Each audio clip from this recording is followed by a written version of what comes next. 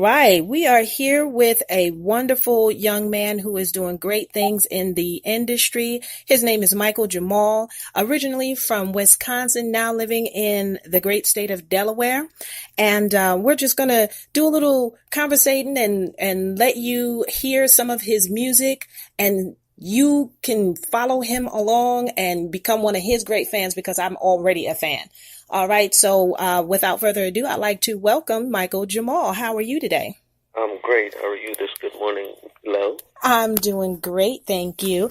Now, I wanted to start with a few questions. Now, how long have you been, in the music genre?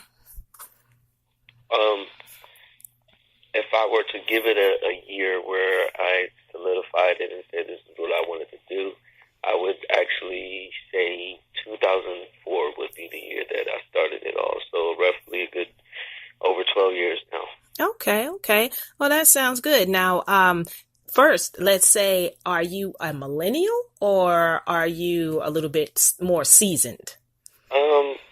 Yes, I would say I'm more seasoned. Oh, okay. Well, that sounds good. I would give myself the quote old head in the game. All right. Now, what started you on this journey?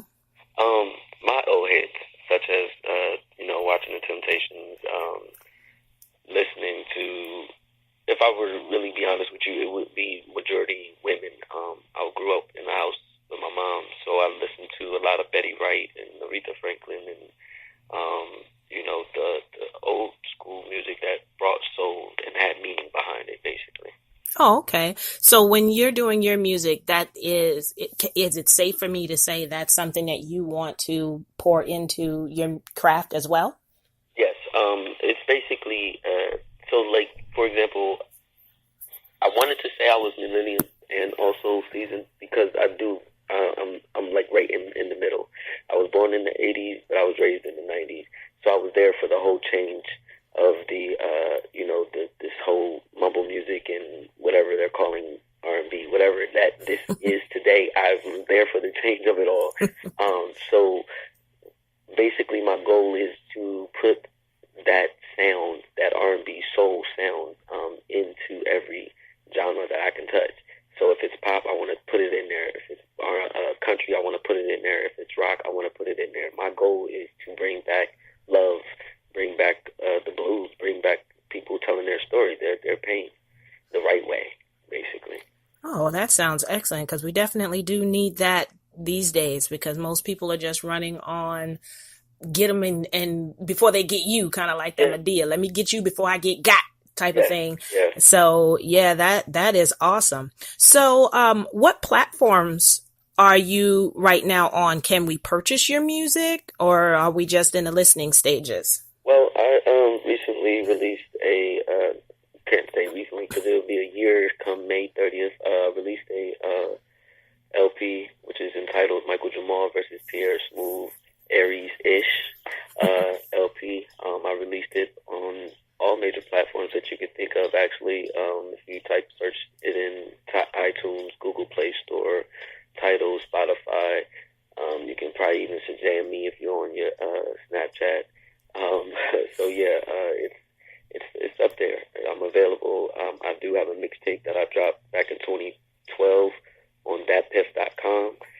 All you have to do is just type in Micheal Jamal with the hyphen in between, and anything of mine should pop up. Okay, well that sounds good. So now, are you working on any new work right now?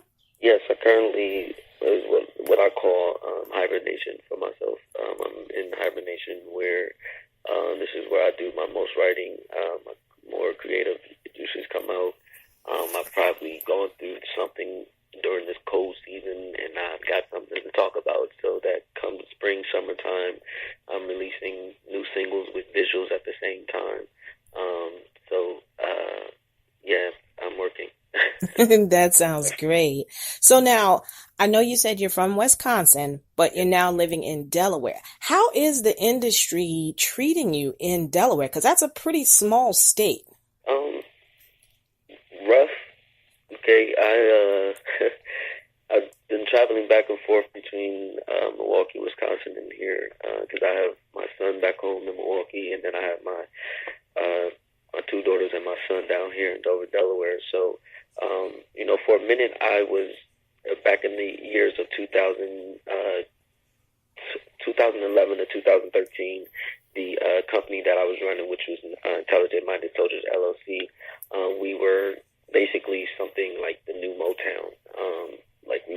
I had nothing but singers on my label, so we were doing our thing. And so I can say that, as I traveled back and forth and fell back from it, focusing on family and kids and everything, the game has definitely changed, and it's harder for me now to be heard. It's easy to be seen, but it's harder for me to be heard because it feels like even in this small state, I'm still one little guy on the mission of bringing back the sound of real R&B. Well, that one little guy thing on a mission has made a lot of comeback for a lot of people. So if you stick to your grind and and I can hear it, I've heard your music. So I love your music. I can actually throw it on in my truck while I'm driving down, the street and just, really just enjoy it. Yeah. So anybody that picks up your music, listens to your music, trust me, you will enjoy it. So I think you'll do very well, because I know most people that are in the music industry, they don't just happen. Right. It takes years and years. I remember back when they used to sell the mixtapes out of the trunk of their car. Remember when that was big in the late 90s, early 2000s, not even early 2000s, late 90s. Yes. I was always big on supporting the new up and coming artists. And living in Atlanta, I was able to get a lot of stuff directly from, say, LaFace Records and, people like that, everybody coming in from New Orleans and all of the surrounding areas, because, of course, Atlanta is a great place to get you, exposed. Right. I remember picking up one of the LaFace tapes, literally cassette tape. It was that far back. Yes. And there was this one girl on this tape. Her song was so good. I loved it. Come to find out, years later, I found out it was actually Pink. Wow. It was her first release. Yeah. I remember, getting a mixtape and listening to it, and it was all one artist, and I was loving it. And I turned on so many people because I would play it in the car, and, and I'm driving down the highway and through the streets or whatever. And people get in the car. They're like, oh my God, who is this on this tape? And I said, it's some new guy named Mystical. And lo and behold, I actually had the pleasure of meeting him years later when he really caught on. And I couldn't believe that I was actually one of his first supporters. So, you never know how it's going to take you. Your journey is personal. And I know that you have a lot of stories about what's going on your journey so far. I would love to hear about it. Absolutely. But we're going to take a quick break, and I want to play one of your songs. Now, you tell me which one you want me to play. Okay, so when I sent the email, when I sent out tracks, I sent out tracks as if it's just telling a story. So we're going to go ahead and press Tell Me Part 1. Tell Me Part 1 is the Michael Jamal side of the Michael Jamal versus Pierre Smooth Airy-ish LP. Mm-hmm. It's the love side, the pain and the family thing that I was telling you about. So this is Tell Me Part 1. All right. So hold on. Let's hear this Tell Me Part 1.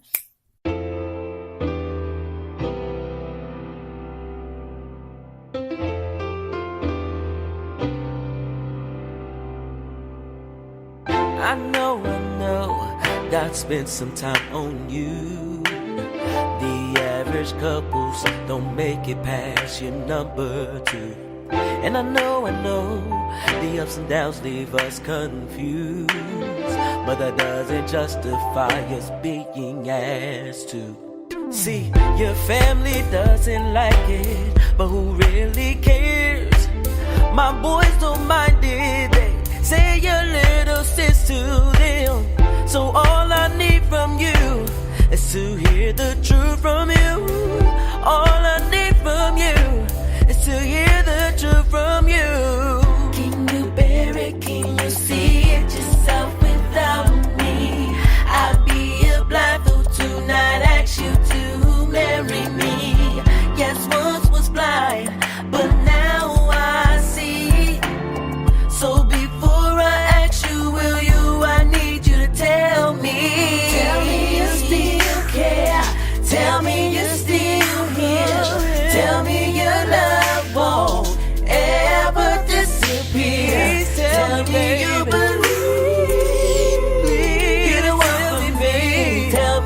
that you will.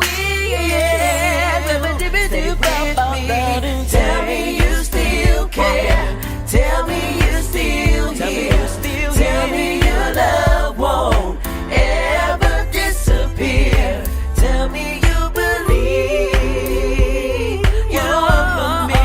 Tell me that you will stay with me. I know you're such a daddy's girl. Well, you can call me papi. I too will give you the world. And I know Mama D, you may have taught you well, hey, but don't get caught up in her traditional life spell. And I'm sorry I had